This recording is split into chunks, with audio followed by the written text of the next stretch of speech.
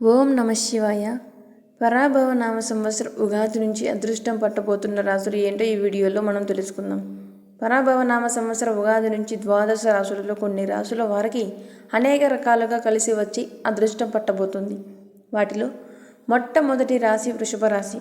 దానికి కారణం ఏంటంటే ఉగాది నుంచి సంవత్సరం మొత్తం కూడా వృషభ రాశి వాళ్ళకి శని లాభస్థానంలో 11వ స్థానంలో సంచారం చేస్తున్నాడు.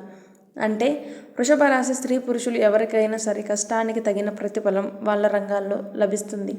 ఏకాదశ స్థానంలో 11వ స్థానంలో శని సంచారం అనేది అన్ని రకాలుగా వృత్తిపరంగా అద్భుతమైన శుభ ఫలితాలను కలిగింపజేస్తుంది.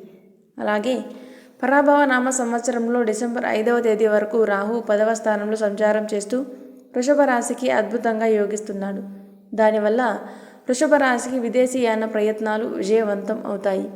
స్నేహితులతో కలిసి ముఖ్యమైన కార్యక్రమాలు ప్రారంభిస్తే ఆ కార్యక్రమాలన్నీ విజయవంతంగా పూర్తి చేసుకోవచ్చు. డిసెంబర్ 5 తర్వాత కేతువు సంవత్సరాంతం వరకు కూడా 3వ స్థానంలో అద్భుతంగా యోగిస్తున్నాడు.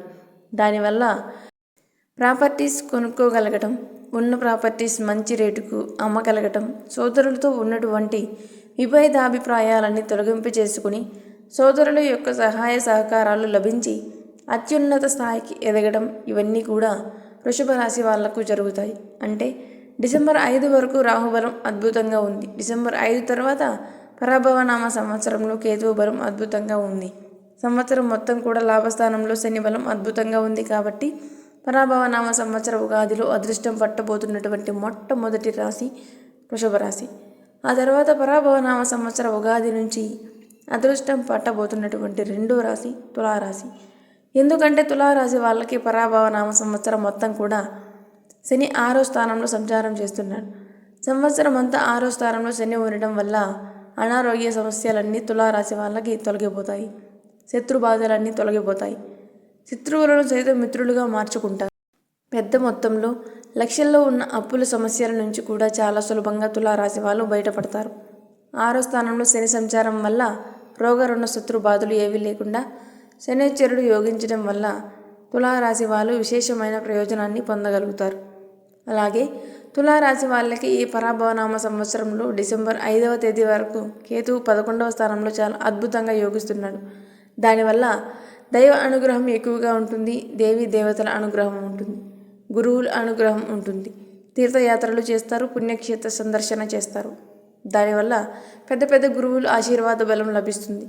డిసెంబర్ 5 తర్వాత కేతువు 10వ స్థానంలోకి వెళ్తాడు. అప్పుడు కూడా కేతువు బలం ఉంటుంది. దానివల్ల వృత్తిపరంగా ఆకస్మికంగా అనూహ్య విజయాలు పొందగలుగుతారు. విదేశీయాన ప్రయత్నాలు విజయవంతం అవుతాయి. అంటే సంవత్సరం మొత్తం కూడా తులారాశి వాళ్ళకి శని బలం అద్భుతంగా ఉంది. తులారాశి వాళ్ళకి పరాభవనామ సంవత్సరంలో జూన్ 2వ తేదీ వరకు గురువు భాగ్యస్థానంలో సంచరించడం వల్ల ఆకస్మిక ధన ప్రాప్తి యోగం ఉంటుంది. వంశపారంపర్య ఆస్తులు తొందరగా కలిసి వస్తాయి. మళ్ళీ నవంబర్ 1వ తేదీ నుంచి 2027 జనవరి 24 వరకు గురువు లాభస్థానంలో సంచారం చేయడం వల్ల ఆర్థిక పరంగా, ఆరోగ్యపరంగా, కుటుంబపరంగా అద్భుత ప్రయోజనాలు చేకూరుతాయి. అంటే ఈ పరాభవనామ సంవత్సరంలో గురుబలం ఎక్కువగా తులారాశి వాళ్లకు ఉంది. అంటే తులారాశి వాళ్ళకి సంవత్సరం మొత్తం శని బలం అద్భుతంగా ఉంది. కేతువు బలం అద్భుతంగా ఉంది. ఎక్కువ కాలం గురుబలం ఉంది. అందువల్ల అదృష్టం పట్టబోతున్నటువంటి రాశి తులారాశి అని చెప్పడంలో ఏమాత్రం సందేహం లేదు.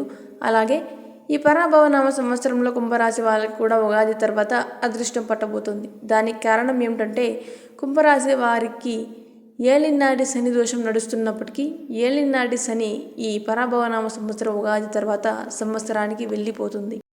శనేశ్వరుడు వెళ్ళిపోయే ముందు మంచి చేస్తాడు.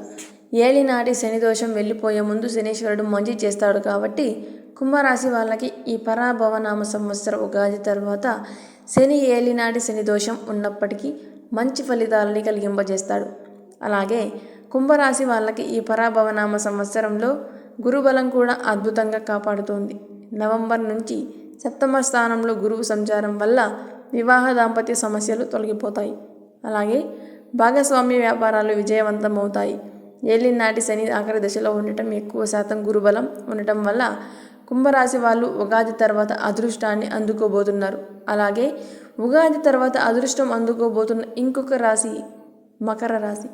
ఎందుకంటే మకర రాశి వాళ్ళకి సంవత్సరం మొత్తం కూడా శని 3వ స్థానంలో సంచారం చేస్తున్నారు. మూడో స్థానంలో శని ఉండటం వల్ల ఆత్మవిశ్వాసంతో కష్ట సాధ్యమైన పనుల్లో కూడా విజయాలు అందిపుచ్చుకోగలుగుతారు. అలాగే మకర రాశి వాళ్ళకి ద్వితీయ స్థానంలో రాహు సంచారం ఉంది. రాహు తృతీయంలో ఉన్నప్పటికీ ప్రధానంగా అది కుంభరాశి కాబట్టి మకర రాశి వాళ్ళకి కుంభంలో ఉన్న రాహు యోగిస్తాడు. కాబట్టి విదేశీయాన ప్రయత్నాలు అనుకూలిస్తాయి. ఆకస్మిక ధన ప్రాప్తి యోగం ఉంటుంది. అలాగే జూన్ నుంచి మకర రాశి వాళ్ళకి గురుబలం బ్రహ్మాండంగా ఉంటుంది. జూన్ నుంచి అక్టోబర్ వరకు గురుబలం ఉండటం వల్ల మకర రాశి వాళ్ళు ఆర్థిక పరంగా విశేషమైన ప్రయోజనాలు పొందగలుగుతారు. వివాహ దాంపత్య సమస్యలు తొలగిపోతాయి. భాగస్వామ్య వ్యాపారాలు విజయవంతం అవుతాయి. మళ్ళీ ఆ తర్వాత 2027 జనవరి 24 నుంచి సంవత్సరాంతం వరకు గురుబలం అద్భుతంగా ఉండడం వల్ల ఆకస్మిక ధన ప్రాప్తి యోగాన్ని మకర రాశి వాళ్ళు పొందగలుగుతారు. అంటే పరాభవనామ సంవత్సరం ఉగాది తర్వాత అదృష్టం పట్టబోతున్న ఇంకొక రాశి మకర రాశి.